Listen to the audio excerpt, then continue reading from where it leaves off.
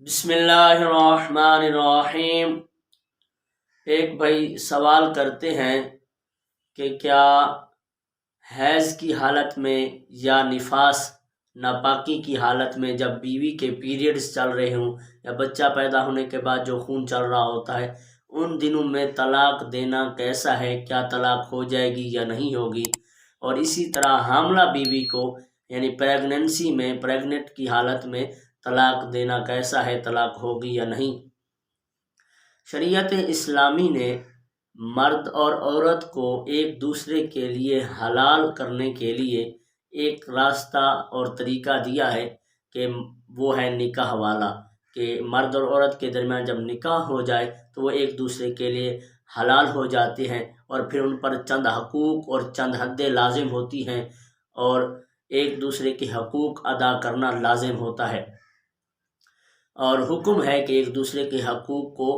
سمجھیں اور ادا کریں، پورا کریں۔ لیکن اگر وہ ایک دوسرے کے حقوق کو ادا نہ کر پا رہے ہوں اور شریعت کی حدوں کے مطابق نہیں چل پا رہے ہوں تو پھر شریعت نے ایک دوسرا راستہ دیا ہے علیحدگی والا۔ وہ مرد کو طلاق کا حق دیا ہے کہ اگر ان کے درمیان انبن رہ رہی ہے اور وہ شریعت کے مطابق نئی زندگی گزار پا رہے ہیں تو پھر وہ علیحدگی اختیار کر لیں، اور مرد کو حق دیا ہے کہ طلاق دے۔ اب طلاق دینے کے لیے کوئی حالت مقرر نہیں ہے، جس صورت میں بھی وہ طلاق دے گا،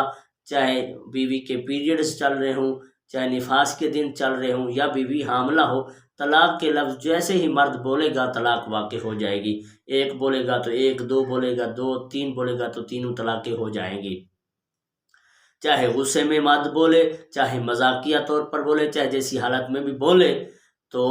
طلاق اس کی واقع ہو جائے گی، عورت اس سے طلاق یافتہ ہو جائے گی۔ ہاں البتہ اتنی صورت ضرور ہے، ایک اور دو طلاق دینے پر اسے رجوع کا حق ہے، لیکن تین طلاقیں دینے پر اسے رجوع کا حق بھی نہیں ہے۔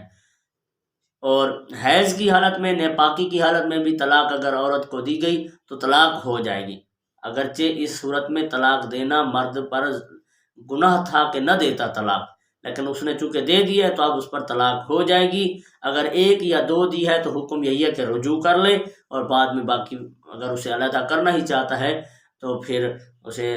جب وہ حیض کے دن ختم ہو جائیں پھر طلاق دے سکتا ہے۔ لیکن شرع کا حکم یہی ہے کہ چاہیے تو تھا مرد کو طلاق دیتا اس حالت میں کہ جب وہ حیض میں نہ ہوتی، پاکی کی حالت میں ہوتی، اس کے پاکی کے دن چل رہے ہوتے، یعنی مینس اور پیریڈز والے دن نہ چل رہے ہوتے۔ لیکن اگر اس نے پیریڈز والے دنوں میں بھی طلاق دے دی تو طلاق ہو جائے گی، ایک دی تو ایک ہو جائے گی، دو دی دو دی ہو جائے گی، تین دی تو تینوں ہو جائے گی۔ طلاق کے واقع ہونے کا کوئی مسئلہ نہیں ہے، طلاق واقع ہو کر ہی رہے گی، جو ہی وہ الفاظ اپنی زبان سے نکالے گا طلاق واقع ہو جائے گی۔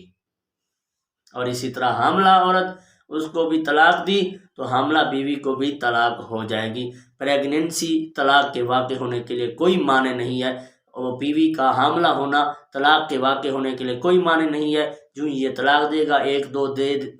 دے، دو دے، تین دے، جتنی دے گا، تین ہی کا ہی حق ہوتا ہے، باقی تو ساری لغو ہی جاتی ہیں، تو طلاق واقع ہو جائے گی۔